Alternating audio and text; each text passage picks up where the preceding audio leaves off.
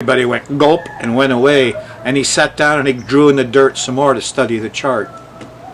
There's a lot more in the Bible about astrology.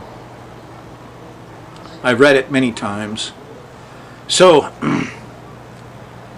astrology guided Jesus. Of course, he was persecuted. The forces of religious authority found him to be a total rebel. That's Aquarius. That's Uranus. He's a rebel. I'm a rebel. All of us that study astrology these days are still deemed rebels. Even the work of the devil by a lot of religious organizations, which I'm totally fed up with. Last night was the new moon in Virgo, and all night I'm haunted by this matter, and so Virgo opposes Pisces. Pisces is the sign of Christianity and Islam, and I think we all need to realize how difficult this religion thing is, Islam and Christianity. We're still fighting wars over it. It's terrible. And the age of Aquarius now, the next 2,000 years, we should be putting all this stuff on the back burner. So, upshot was Jesus was trained in astrology. And I have some more things going on I want to show you about. And actually a condemnation that Jesus made about these religious people from the standpoint of an astrologer and a rebel and somebody who knew the science, the sacred science. I'll show you this passage in a little bit from the Bible. The matter needs some review by those of you who are all righteous in your Christianity or your Islam. You've been misled by a lot of people, and the big thing is that you've been misled about astrology, the sacred science, and you've been unable to use astrology for the last couple of thousand years due to the age of Pisces. Pisces is scared to death of astrology. If you were Pisces rising, Uranus, Aquarius rules your 12th house. Science can somehow just take apart religion so quickly. So, that's my message to you today. Jesus was trained in astrology and used it, and was recognized by the forces at the time as a rebel, and persecuted and killed. And it's very sad. I'll show you more a little bit later, but I better get the sky mirror in first so I don't short you on that. Anyway, it's haunting me today. The new moon in Virgo opposes Pisces, and I'm pretty much opposed to all institutionalized religion. I'm a very religious man. I have a very religious chart, as did Jesus. You know, Jesus' charts reminds me a little bit of the hippies, the Woodstock people, born, 1936 through about 1943. A whole generation of people had a chart similar to Jesus, and we called them hippies, and we persecuted them, and we're still doing it. You still see idiots on TV and people from the establishment and the corporate America that would make fun of people who wear sandals or eat health foods. People of enlightenment. Jesus was not the only enlightened person. He was the best of it, but there was John the Baptist. There was Moby Dick told me that it was not unusual for people to turn water into wine. There were other avatars.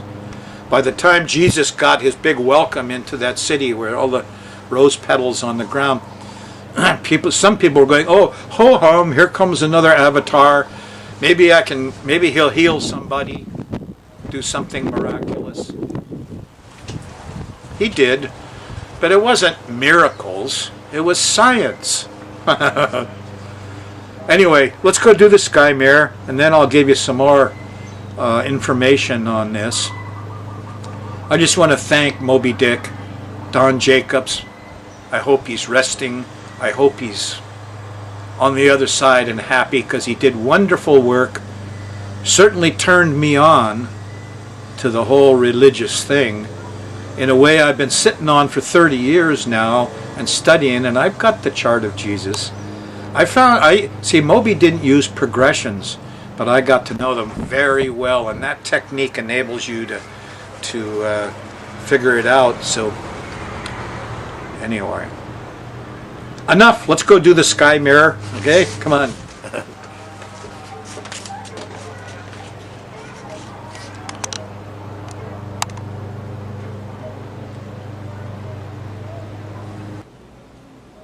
Hey, let's get to the sky mirror. What's important is, on Friday, September 20th, Pluto stations, and you get panicky. Eek, a bug! That's the kind of little panic trips are going on. Venus is squaring Mars. Social things feels sexy, but it doesn't work out at all. It's a problem. I found this old thing. I really like this Earth astrologer. I still got the same phone number. And let's see, I want to come back to this and Moby's work and the chart of Jesus, but I want to go ahead and get into the sky mirror first. Look at the way I drew Pluto. I drew him different this time. I used the original glyph. All the planets are made up of a circle, which is non-physical. Religion, love, mathematics, ethics, anything non-physical. And then there's a crescent. That's the face of a being, a fleshed person in the flesh. And then there's the cross of matter, the hard physical stuff. So Pluto, see, is a very high type. He puts spiritual things on top. Non-physical stuff, love, law, that's what's important. More important than people. Underneath it, are people. Almost looks like they're a bit oppressed by the non-physical. The law is holding the people down. And finally, over the cross of matter, he's not supposed to care about money and stuff. So this is the old original glyph of Pluto. It's easy to get mixed up with Venus and Mercury. So today we draw it like this mostly. But there he is. And this is supposed to be lava coming down out of his... Eek, a bug! Okay. So he's making a T-square, we call it, this red right triangle. The sun will be hitting it at the end of next week for you. Yeah, at the very end of September. But, the volcanoes are happening, the sharks, the police, the guns, the, weapons of mass destruction is occupying you. And I don't know what's going on with the president, but unusual, weird things. And Pluto is squaring Uranus. I've had internet problems galore. I bet you are too. Hope you're getting this show. Let's go after it day by day. We're going to run the moon around the edge here and see what it looks like. If you're on Thursday night, on the 19th, late in the evening, the moon goes by Uranus, squares Pluto about midnight. Eek, a bug! You're in the middle of the whirlies, hurricanes, volcanoes galore. Look out, especially focused in Hawaii. The moon's in Aries. Friday morning, the heroes are out. Feels good. Must be sports, football stuff or something. Ugh. In the afternoon, there's an opposition to Mercury and a square to Jupiter. And we're all talking too much and the kids are yelling too much. And there's... your mind is going, woo, won't stop, huh? Okay, well, that's the Jupiter-Mercury square. On Saturday, in the middle of the day, the moon goes into Taurus, goes by Neptune in the evening. Good time for church, music, Pisces, Neptune stuff, sensitivity, listen to some music, your higher heart. Sunday morning, the moon goes by the south node. There it is at 8 Taurus. And look out, people need help Sunday morning. This is a difficult Sunday morning. The moon's opposing Saturn first, and then trines Pluto. The police are out, but somebody is really suffering. In the afternoon and evening, the moon opposes Venus and squares Mars, and the Romeo and Juliet are squabbling. Yes. There is a sextile to Jupiter. Doesn't come up till around midnight or so, and aha, now I understand. The moon continues in Taurus through Monday, and Tuesday morning, the 24th, There's a nice trine to the sun. You feel like getting things done, but there's some confusion and bad smells. Early Tuesday morning, what is this? Problems with the liquids, huh? On Tuesday evening, there's a nice sextile to Uranus. The media is working, the internet's on. Oh, astrology, yes. On Wednesday, there's a nice sextile to Mars. Get out and get the physical stuff done in the morning. The moon's in Gemini Tuesday and Wednesday, 24th and 25th. Kids are happy, and you can communicate well with the trine to Mercury Wednesday night. Volcanoes, ground airplanes. Well, on Thursday, the 26th, the trine to Neptune. There's music in the morning, but you're in the whirly zone again.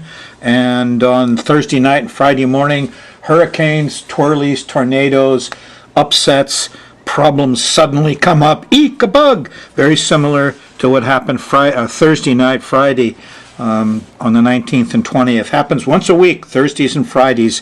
On Saturday, the moon's still in Cancer, goes by Jupiter and hits Venus. Everybody's trying to have a party Friday night, Saturday morning.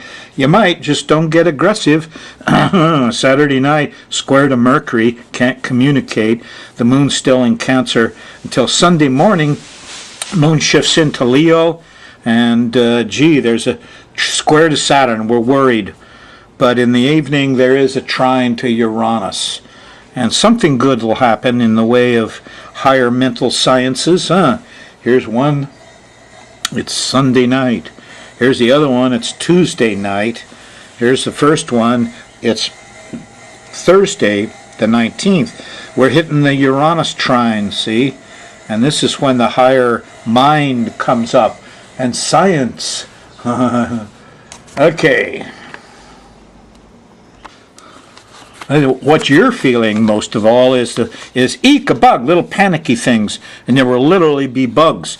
Now the thing is squaring the sun here at the end of next week, but basically when this Pluto thing hits the angles of the chart are the top, east, west, north, south, okay? And you're going to find this just before sunset, and then the chart turns once a day. Here it is at around the middle of the night, yeah. And then it turns again, and here it is, around sunrise, and then here it is again. It's the angles about noontime, so you can expect eek, a bug to feel very strongly, and you'll all get a little bit of it, some more than others. It's just the nature of Pluto. Yeah. Eek, policemen, cops, guns, eek. Okay, here's my best chart of Jesus' birth. April 15th, 7 BC, 7:34 in the morning. You notice that the Jupiter-Saturn thing here, the midheaven would hit Jupiter at 30 and Saturn at 35. And, okay, enough. He's got the Pleiades rising, 29 Taurus. That's my rising sign. Moby would give me hell over that. Okay, here's what got me going. I hang this on my wall. It's Matthew 16. The Pharisees and the Sadducees tempted Jesus that he would show them a sign from heaven. Remember, heaven is the sky. They're looking for things in the sky. He answered, said to them, when it's evening, you say it'll be fair weather, for the sky is red. And in the morning, it'll be foul weather today, for the sky is red and lowering. O ye hypocrites, ye can discern the face of the sky, but can ye not discern the signs of the times? A wicked and adulterous generation seeketh after a sign, and there shall be no sign given unto it but the sign of the prophet Jonas. That's Neptune. That's what they called the sign of Pisces. And he left them and departed. When I realized what he's doing here, he's talking about the age of Pisces, the next 2,000 years. You've been living through the wicked and adulterous generation for 2,000 years.